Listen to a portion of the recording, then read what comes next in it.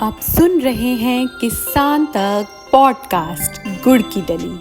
हर सुबह एक मीठी बात। नमस्कार, मैं हूँ सनिका और आज की मीठी बात जुड़ी है मछली पालन से। मछली पालन करने वाले किसानों और व्यापारियों के लिए ये बहुत अच्छी खबर है।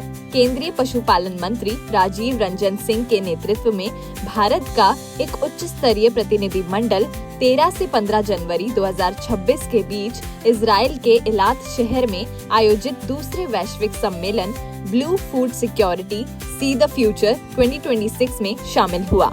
इस दौरे का मकसद भारत और इजराइल के बीच मछली पालन और जलीय कृषि के क्षेत्र में सहयोग को और मजबूत करना है। इस दौरान 14 जनवरी 2026 को भारत और इजराइल के बीच मछली पालन और जलीय कृषि को आगे बढ़ाने के लिए एक संयुक्त मंत्री स्तरीय समझौते आशय घोषणा पर हस्ताक्षर किए गए। इस समझौते में दोनों देशों ने माना कि मछली पालन खाद्य सुरक्षा, रोजगार और आर्थिक विकास के लिए बहुत जरूरी है।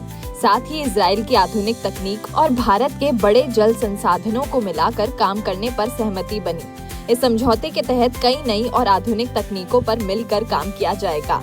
इसके अलावा ज्यादा उत्पादन देने वाली मछलियों की नस्ल तैयार करना, रोग से मुक्त बीज विकसित करना, आनुवंशिक सुधार, समुद्री शैवाल की खेती और पानी की बचत करने वाली तकनीकों पर भी जोर दिया जाएगा। ये समझौता मछली पालकों की जरूरतों को ध्यान में रखकर बनाया गया है।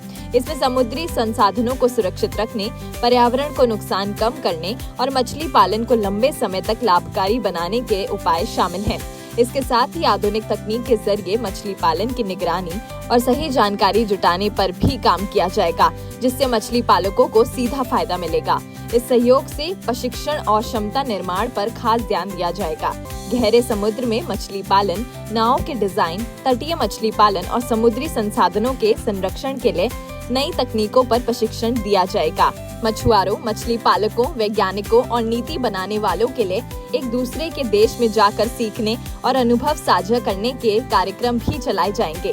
साथ ही मछली प्रसंस्करण, मार्केटिंग और बंदरगाह जैसी सुविधाओं के विकास पर भी काम होगा। इस समझौते से भारत और इजराइल के बीच मछली व्यापार और निर्यात को भी मजबूती मिलेगी। आयात निर्यात को आसान बनाने, व्यापार में आने वाली रुकावटों को दूर करने और आधुनिक ट्रैकिंग सिस्टम लागू करने पर सहमति बनी है। इसके अलावा भारत इजराइल कृषि उत्कृष्टता केंद्रों की तरह मछली पालन के लिए भी नए उत्कृष्टता केंद्र स्थापित करने की संभावना तलाशी जाएगी।